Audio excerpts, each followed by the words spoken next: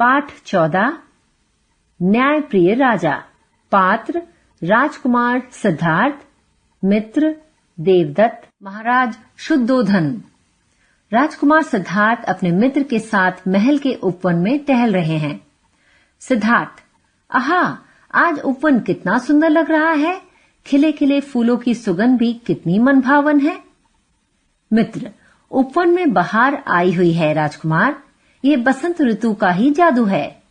सिद्धार्थ, मित्र संभल कर, तुम्हारे पांव के पास एक घायल पक्षी आ गिरा है। मित्र झुककर, राजकुमार ये तो हंस है।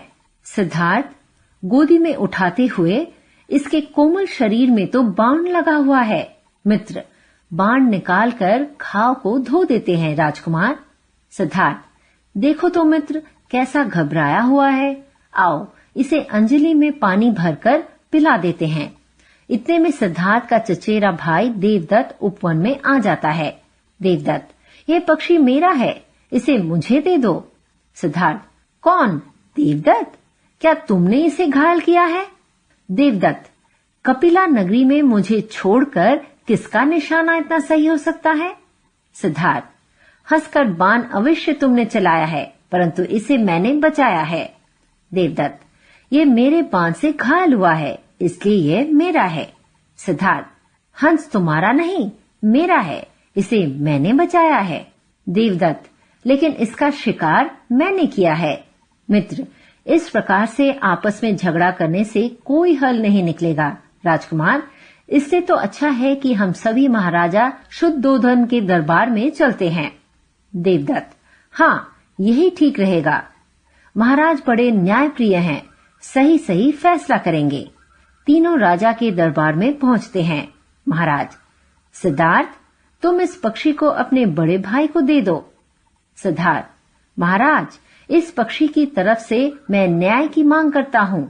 मेरी प्रार्थना है कि इस पक्षी के प्राणों की रक्षा की जाए। देवदत्त, हाँ महाराज, न्याय किया जाए कि ये पक्षी किसका है। आकाश में उड़ने वाले पक्षी और जंगल के जानवर उसी के होते हैं जो उन्हें पकड़ता या मारता है। न्याय से ये पक्षी मेरा है। सिद्धार्थ, महाराज, जो जीवन दे नहीं सकता उसे जीवन लेने का कोई अधिकार नहीं है। आकाश में उड़ने वाले भोले भाले पक्षी कुछ कह नहीं सकते, उनकी जान बचाना क्या अन्याय है? शुद्धोधन, देवदत्त, तुम्हारा कहना भी ठीक है, परंतु पक्षी अभी मरा नहीं। प्रश्न उसके जीवन का है, पक्षी सिद्धार्थ का है। देवदत्त, यह राजहंस आकाश में उड़ा जा रहा था, मैंने इसे तीर से मारा, ये घायल होकर भूमि पर गिर पड़ा, इसलिए इस पर मेरा अधिकार है। राजा को चिंतित देखकर मंत्री बीच दरबार में आ गए। मंत्री, महाराज, हंस किसका है इसका निर्णय स्वयं हंस को ही करने दीजिए। हंस को बीच में छोड़ दीजिए, वह जिसके पास चला जाएगा उसको सौंप दिया जाएगा। देवदत्त और सिद्धार्थ कुछ दूरी पर खड़े हो जाते हैं। बीच में हंस को छोड़ दिया जाता है। मंत्री ने देवदत्त को इशारा किया। देवदत्त पुचकार कर, आजा।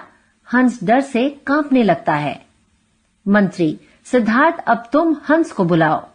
सिद्धार्थ बाहें फैलाते हुए, आ मेरे पास आजा।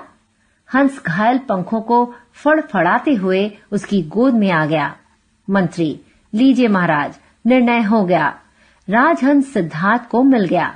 देवदत्त मुंह नीचे कर दरबार से बाहर निकल आया।